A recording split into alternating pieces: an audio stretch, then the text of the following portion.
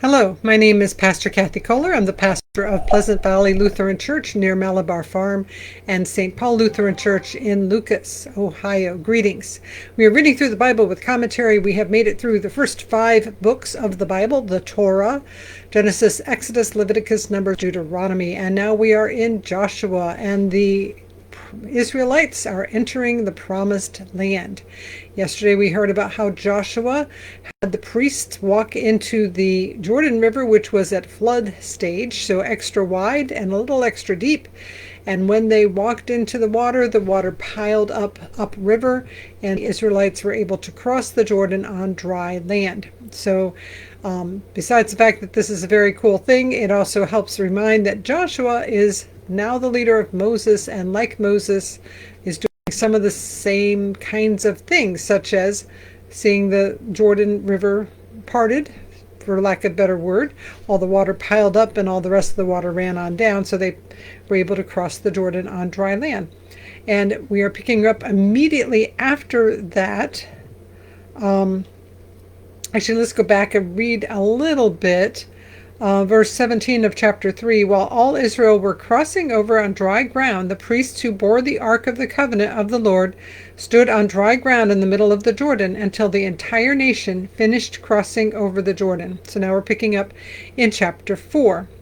When the entire nation had finished crossing over the Jordan, the Lord said to Joshua, select 12 men from the people, one from each tribe, and command them, take 12 stones from here out of the middle of the Jordan, from the place where the priests' feet stood, carry them over with you, and lay them down in the place where you camp tonight.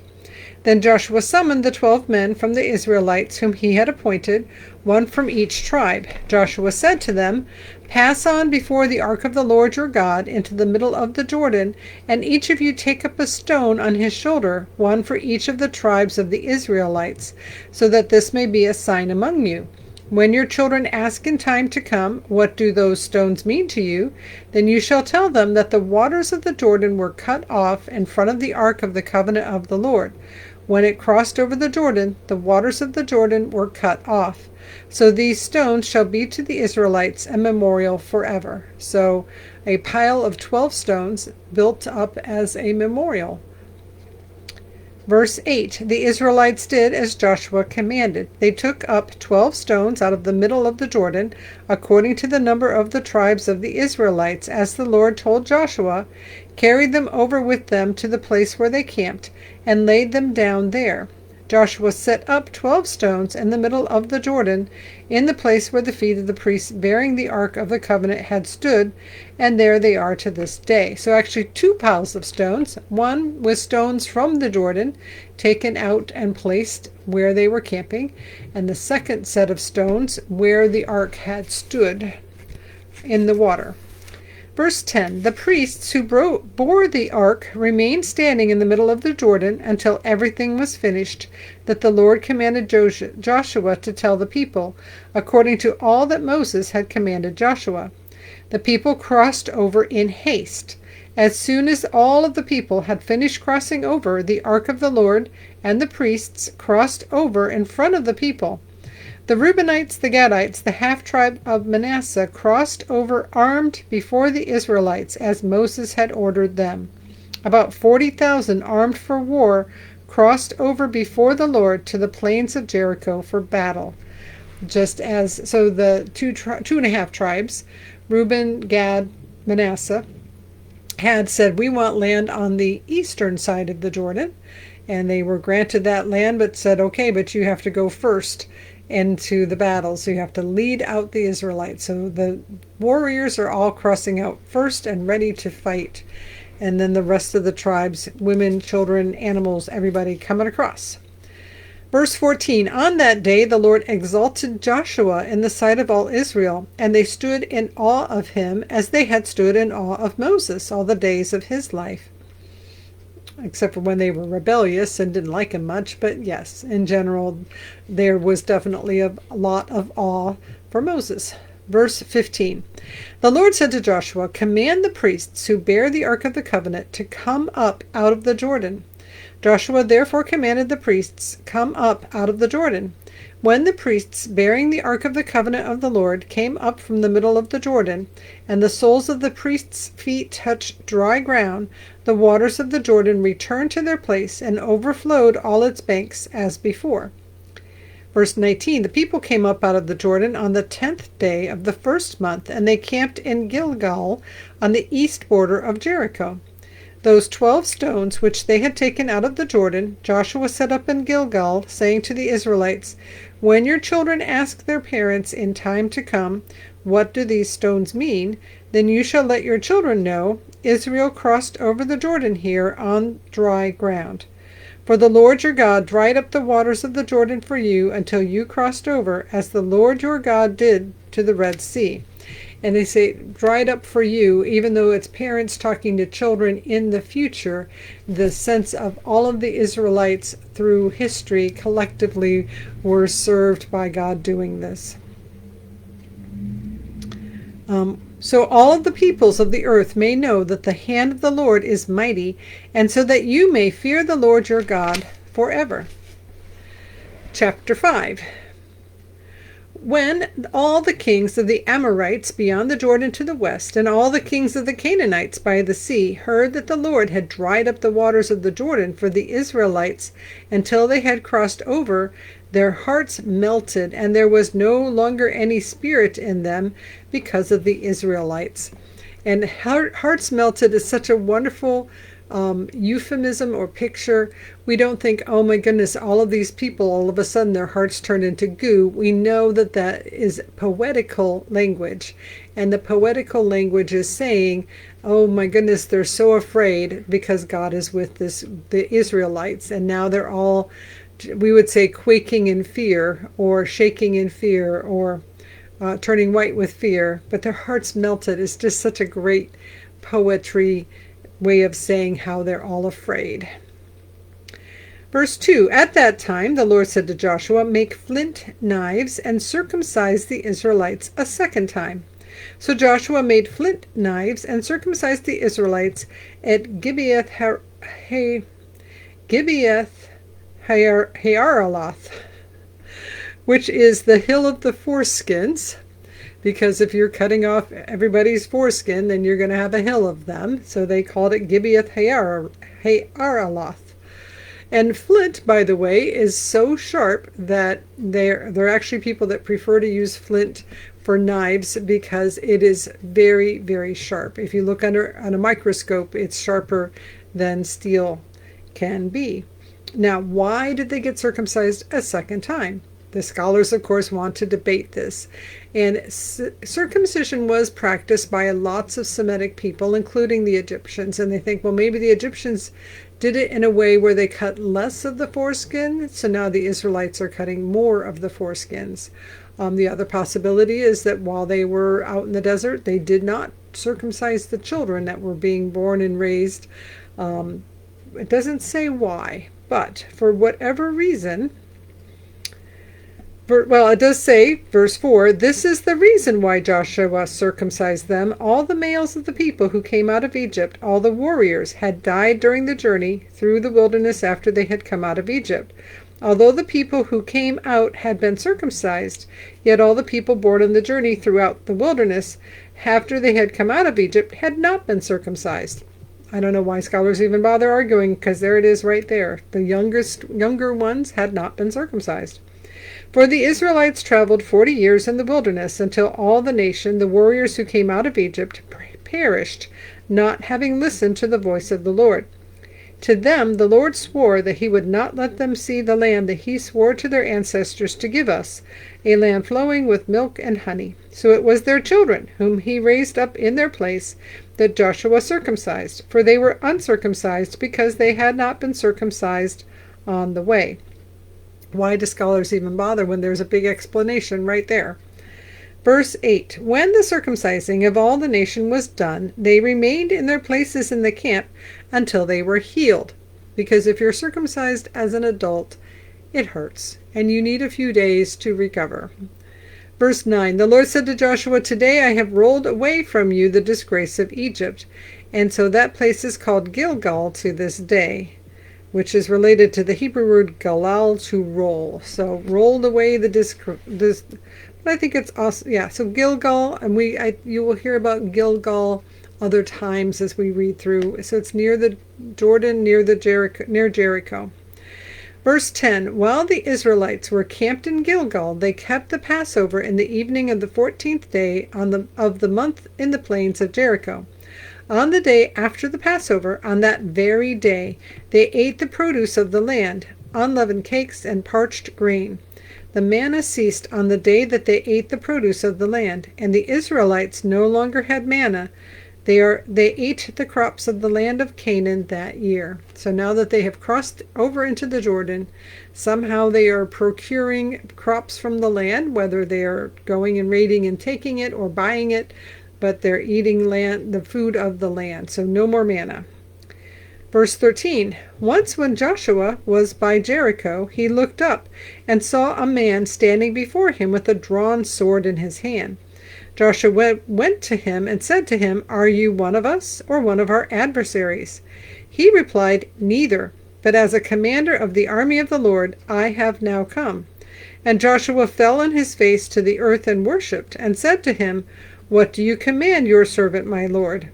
The commander of the army of the Lord said to Joshua, remove the sandals from your feet, for the place where you stand is holy. And Joshua did so. So now the question is, do I have time to read chapter 6? Which is, of course, a wonderful chapter and very famous chapter. It's one of those things that we teach little kids in Sunday school. Oh, let's do it. Chapter 6. Now Jericho was shut up inside and out because of the Israelites. No one came out and no one went in. The Lord said to Joshua, see, I have handed Jericho over to you, along with its king and soldiers. You shall march around the city, all the warriors circling the city once. Thus you shall do for 6 days, with 7 priests bearing 7 trumpets of ram's horns before the ark. On the 7th day you shall march around the city 7 times, the priests blowing the trumpets. When they make a long blast with a ram's horn, as soon as you hear the sound of the trumpet, then all the people shall shout with a great shout, and the wall of the city will fall down flat. All the people shall charge straight ahead. So Joshua, son of Nun, summoned the priests and said to them, take up the ark of the covenant, and have 7 priests carry 7 trumpets of ram's horns in front of the ark of the Lord. To the people he said, go forward and march around the city. Have the armed men pass on before the ark of the Lord. Verse 8. As Joshua had commanded the people, the 7 priests carrying the 7 trumpets of ram's horns before the Lord went forward, blowing the trumpets, with the ark of the covenant of the Lord following them.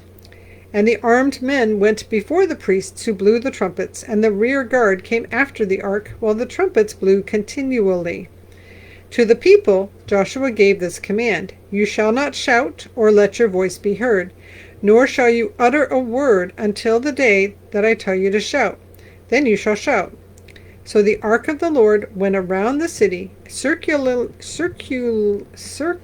it once, and they came into the camp and spent the night in the camp. So thousands of people walking around the walled city of Jericho with trumpets playing, but no talking, just the trumpets, and all the warriors in front of and behind the ark. Verse 12, then Joshua rose early in the morning, and the priests took up the ark of the Lord.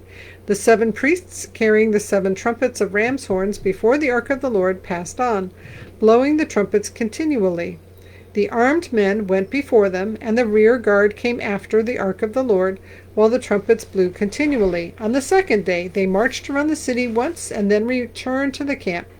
They did this for 6 days. And a reminder, the Ark of the Covenant is a box made of acacia wood, completely covered with gold. And then the cover of the box is made of solid gold with 2 angels facing each other with wings spread out over the box.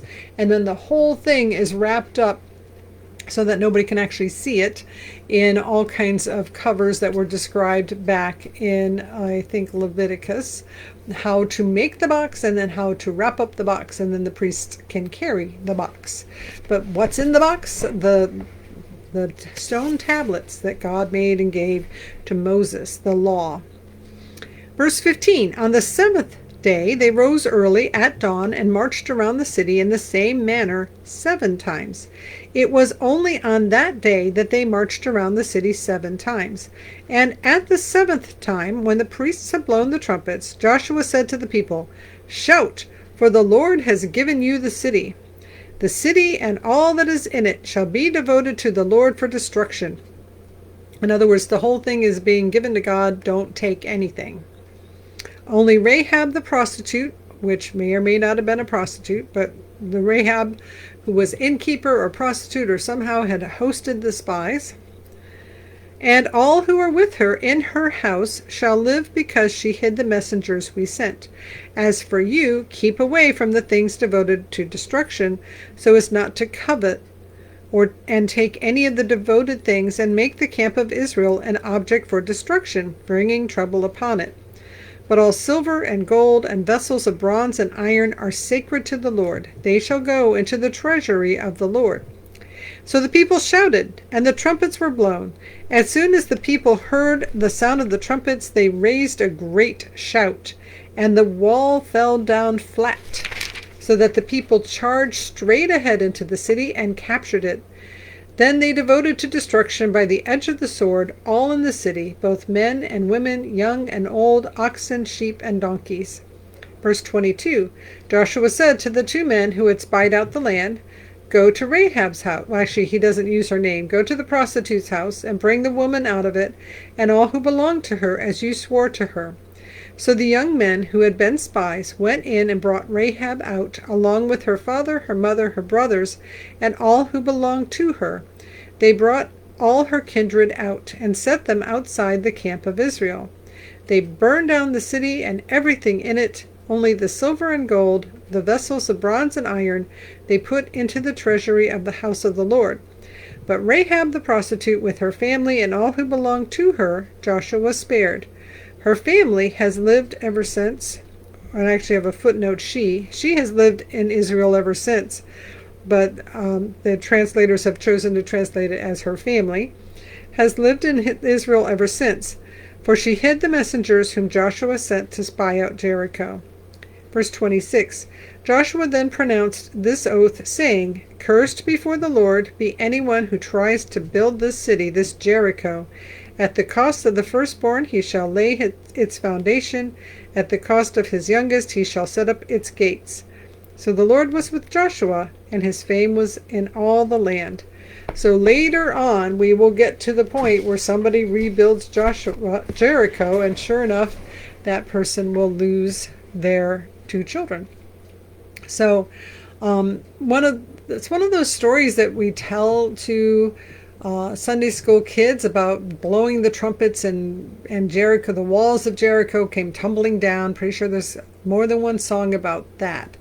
We don't talk about the fact that, and then they killed everybody and everything and burned it down to the ground, because it was a war. And this was probably written down significantly after the effect, and they don't comment about was this good or bad. They just say this is what happened. And it's hard to read about, but they just go in and killed everyone and everything. But that is how the story goes. And I don't actually think of it as a children's story. But it is an interesting story of obedience. God said, do it this way. They did it this way. Once around for 6 days, 7th day, 7 times around, and at the end they shouted, and the walls did fall down, and they were able to take the city. They don't do it that way again. They do a variety of, as we're reading through the book of Joshua, we'll hear about other ways that the Israelites conquered different cities. And this is the thing is, God did this amazing thing. While God is doing some of the same things again for Joshua that he did for Moses, he's also doing a lot of very different things. And this is the thing about God, is sometimes he does not repeat what he did. He did a cool thing, and then next time he does something new and unexpected that we weren't expecting God to do. So thanks so much for being here. May the Lord bless you and keep you. May the Lord make his face shine upon you and be gracious unto you. May the Lord look at you with favor and give you peace. In the name of the Father, and of the Son, and of the Holy Spirit. Amen. Go in peace. Like, comment, subscribe, and we'll see you tomorrow. Thanks for being here.